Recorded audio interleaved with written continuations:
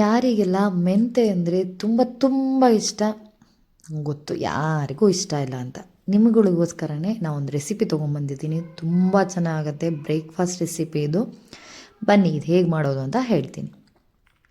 ನಾನು ಜಸ್ಟು 2 ಕಪ್ಪು ರೇಷನ್ ಅಕ್ಕಿನ ತೊಗೊಂಡಿರೋದು. ಫುಲ್ ಆ ಕಪ್ ತೋರಿಸಿದ್ನಲ್ಲ, ಅದರಲ್ಲಿ 2 ಕಪ್ ಹಾಕಿದ್ದೀನಿ. ಅದಕ್ಕೆ ನೋಡಿ ಪಾಯಿಂಟ್ ಮಾಡ್ತಾ ಇದ್ದೀನಲ್ಲ, 1/4 ಕಪ್ಗಿಂತ ಇನ್ನು ಸ್ವಲ್ಪ ಕಮ್ಮಿ ಮೆಂತೆ. ಅಷ್ಟು ಸ್ವಲ್ಪ ಜಾಸ್ತಿ ತೊಗೊಳ್ಳಿ ಮೆಂತೆನ, ಬಿಕಾಸ್ ಮೆಂತೆ ದೋಸೆ ಆಗಿರೋದ್ರಿಂದ ಕಹಿ ಅಂತೂ ಬರಲ್ಲ ಪಕ್ಕ. ತುಂಬ ಚೆನ್ನಾಗುತ್ತೆ ದೋಸೆ. ನಾನು ಇದನ್ನ 2 ಗಂಟೆಗೆ ನೀಟಾಗಿ ವಾಶ್ ಮಾಡಿ ಸೋಕ್ ಮಾಡಿ ಇಡ್ತಾಯಿದ್ದೀನಿ. ಮಧ್ಯಾಹ್ನ 2 ಗಂಟೆಗೆ ಸೋಕ್ ಮಾಡಿ ಇಟ್ಟಿದ್ದೆ. ಇವಾಗ ಇದನ್ನು ಸಂಜೆ ಗ್ರೈಂಡ್ ಮಾಡ್ತಿರೋದು ನಾನು, ಆಲ್ಮೋಸ್ಟ್ 8 ಓ ಕ್ಲಾಕಿಗೆ. ಇದಕ್ಕೆ ಅನ್ನ ಬೇಕು, ಅಂದರೆ ಮಧ್ಯಾಹ್ನ ಮಾಡಿರ್ತೀರಲ್ವ, ಅದೇ ಅನ್ನನ ಹಾಕ್ಕೊಳ್ಳಿ. ಅನ್ನ ಕ್ವಾಂಟಿಟಿ ಸ್ವಲ್ಪ ಜಾಸ್ತಿನೇ ಹಾಕ್ಕೊಳ್ಳಿ, ಬಿಕಾಸ್ ಮೆಂತೆ ದೋಸೆಗೆ ಅನ್ನ ಬೇಕು. ಹಾಗಾಗಿ ಅದನ್ನು ಸೋಕ್ ಮಾಡಿದ್ವಲ್ಲ, ಇನ್ನೊಂದು ಅಕ್ಕಿ ಮತ್ತು ಮೆಂತೆನ ಸೋಕ್ ಮಾಡ್ಬೇಕಾದ್ರೆ ನೀಟಾಗಿ ವಾಶ್ ಮಾಡಿ ಸೋಕ್ ಮಾಡಿ. ಬಿಕಾಸ್ ಒಬ್ಬೊಬ್ರು ಏನು ಮಾಡ್ತಾರೆ, ಸುಮ್ಮನೆ ನೀರು ಹಾಕಿ ಸೋಕ್ ಮಾಡಿರ್ತೀರಿ, ಆಮೇಲೆ ಅದನ್ನ ರುಬ್ಬೋ ಟೈಮಲ್ಲಿ ಆ ನೀರನ್ನ ಚೆಲ್ಲಿಬಿಡ್ತೀರಿ. ಬಿಕಾಸ್ ಆ ನೀರಲ್ಲೇ ಎಲ್ಲ ಮೆಂತೆದೆಲ್ಲ ಅಂಶ ಬಿಟ್ಬಿಟ್ಟಿರುತ್ತೆ. ನೀವು ಅದನ್ನು ಚೆಲ್ಲಿದ್ರೆ ಸುಮ್ಮನೆ ಹೆಲ್ತಿಗೆ ಏನೂ ಸಿಗೋದೇ ಇಲ್ಲ ಬೆನಿಫಿಟ್ಸು. ಹಾಗಾಗಿ ಎವ್ರಿ ಟೈಮ್ ನೀವು ಅದನ್ನ ಏನೇ ನೆನೆಸಿದ್ರು ಅದನ್ನು ಫಸ್ಟ್ ವಾಶ್ ಮಾಡಿ ನೆನೆಸ್ಕೊಳ್ಳಿ.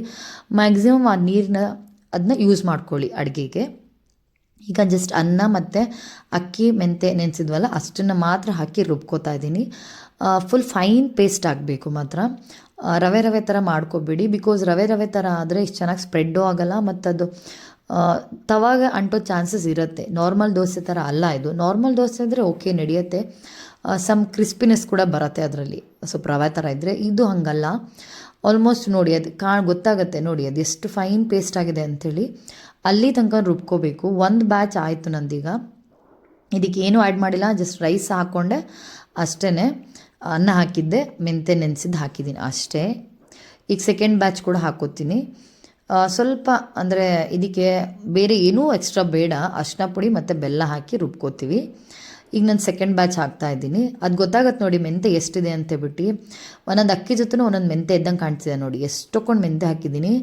ಇದು ನಮ್ಮ ಹೆಲ್ತಿಗೆ ತುಂಬಾ ಒಳ್ಳೆಯದು. ಈವನ್ ಮಕ್ಕಳಿಗೆ ಹೆಲ್ತಿಗೆ ತುಂಬಾ ಒಳ್ಳೆಯದು. ಮಕ್ಕಳಂತೂ ಜಸ್ಟ್ ಇದಕ್ಕೆ ಏನೂ ಸೈಡ್ಸೇ ಬೇಡ, ಹಾಗೆ ತಿಂತಾರೆ, ಅಷ್ಟು ಚೆನ್ನಾಗಿ ಬರುತ್ತೆ ದೋಸೆ. ಟ್ರೈ ಮಾಡಿ. ಮತ್ತು ಅರಿಶಿನ ಪುಡಿನ ವೀಕ್ಲಿ ಒನ್ಸ್ ಆದರೂ ನಮ್ಮ ಬಾಡಿ ಹಾಕ್ಕೋಬೇಕು. ಗೊತ್ತು ನಿಮಗೆ ಅರಿಶಿನದ್ದೆಲ್ಲ ಬೆನಿಫಿಟ್ಸು, ಸೊ ಹಾಗಾಗಿ ನಾನೇನು ಹೇಳೋಕ್ಕೆ ಹೋಗಲ್ಲ.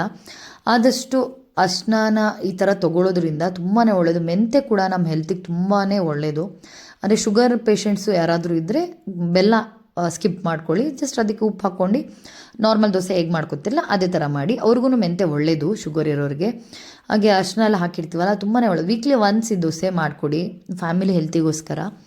ಏನೂ ಆಗೋಲ್ಲ, ತುಂಬ ಚೆನ್ನಾಗುತ್ತೆ. ಟೇಸ್ಟ್ ಕೂಡ ನಿಮಗೆ ಒಂದು ಚೂರು ಗೊತ್ತಾಗಲ್ಲ ಮೆಂತೆ ಕಹಿ ಇದೆ. ಅಟ್ಲೀಸ್ಟ್ ಇದು ಮೆಂತೆ ದೋಸೆ ಅಂತಲೇ ಗೊತ್ತಾಗಲ್ಲ, ಅಷ್ಟು ಚೆನ್ನಾಗಾಗುತ್ತೆ. ಬಿಕಾಸ್ ನನ್ನ ಸರ್ಕಲಲ್ಲೇ ಇರೋರಿಗೆ ಮೆಂತೆ ಅಂದ್ರೆ ಆಗ್ತಿರ್ಲಿಲ್ಲ.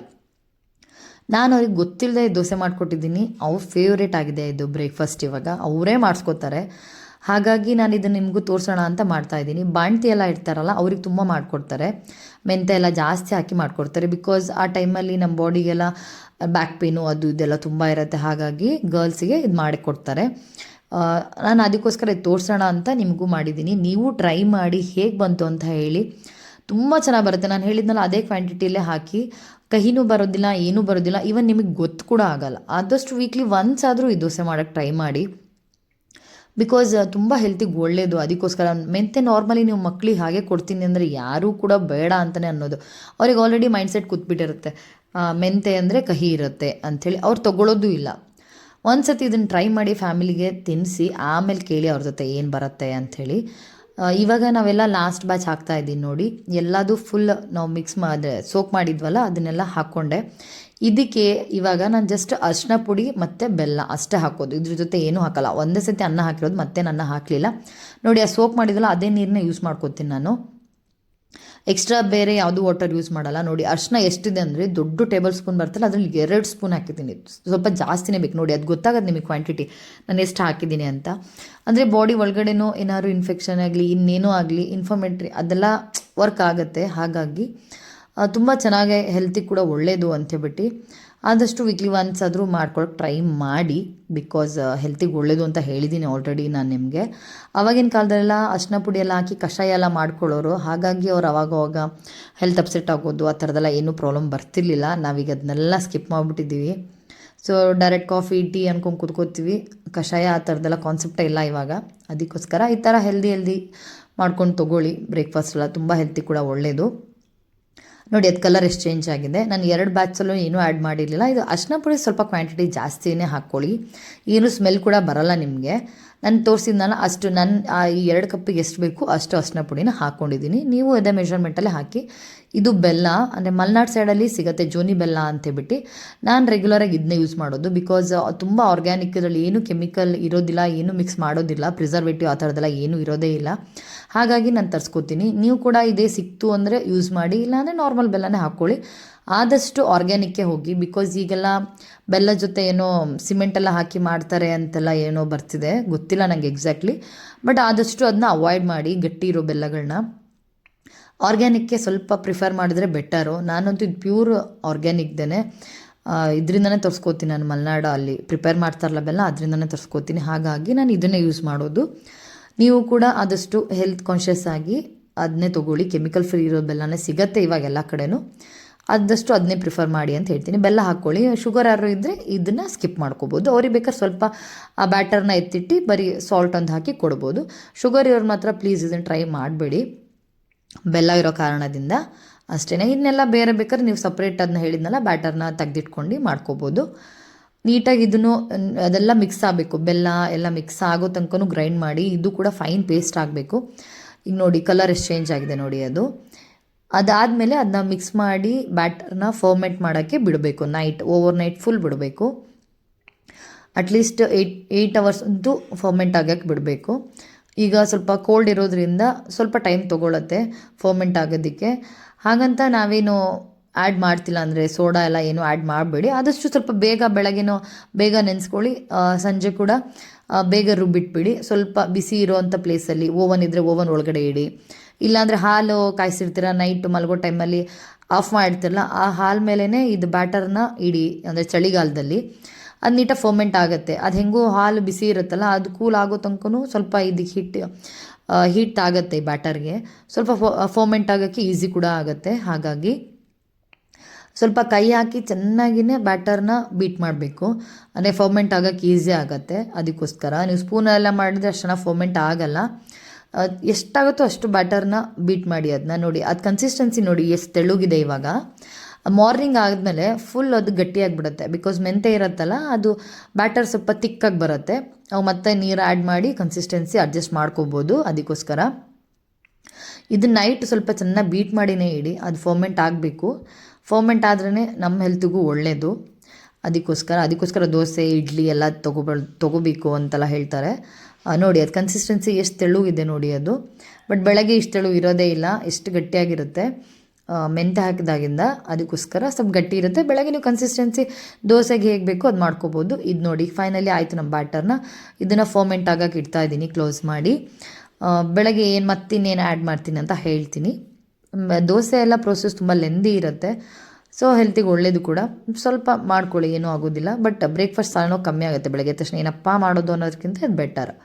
ನೋಡಿ ಬೆಳಗ್ಗೆನ ತೋರಿಸ್ತಾ ಇದ್ದೀನಿ ನಾನು. ಬ್ಯಾಟರ್ ನೋಡಿ ಎಷ್ಟು ಫರ್ಮೆಂಟ್ ಆಗಿದೆ ಈಗ ಆಲ್ರೆಡಿ. ಬೇಸಿಗೆಗಾಲ ಇದ್ದರೆ ಇನ್ನೂ ಚೆನ್ನಾಗಿ ಬರುತ್ತೆ, ಫರ್ಮೆಂಟ್ ಆಗಿ ಉಬ್ಬಿರುತ್ತೆ. ಈಗ ಸ್ವಲ್ಪ ಥಂಡಿ ಇರೋದ್ರಿಂದ ಓಕೆ ಬೆಟರ್. ಅಷ್ಟು ಉಬ್ಬಿದೆಯಲ್ಲ, ನಾನು ಇವಾಗ ಸಾಲ್ಟ್ ಹಾಕ್ತಾಯಿದ್ದೀನಿ ನೋಡಿ. ಪಿಂಕ್ ಸಾಲ್ಟ್ ಯೂಸ್ ಮಾಡ್ತಾ ಇರೋದು. ಸಾಲ್ಟ್ ಕೂಡ ಆ್ಯಡ್ ಮಾಡಬೇಕು, ಬಿಕಾಸ್ ಬೆಲ್ಲ ಹಾಕಿದ್ದೀವಿ ಅಂತ ಹಾಗೆ ಇದು ಮಾಡಿಬಿಡಿ. ಸಾಲ್ಟ್ ಕೂಡ ಆ್ಯಡ್ ಮಾಡಿ. ನೋಡಿ ಅದೆಷ್ಟು ಗಟ್ಟಿ ಇದೆ ನೋಡಿ. ಅದು ಮೆಂತೆ ಹಾಕಿರೋದ್ರಿಂದ ಹಾಗಾಗಿದೆ, ಸ್ವಲ್ಪ ಜಲ್ಲಿ ಟೈಪ್ ಆಗಿದೆ.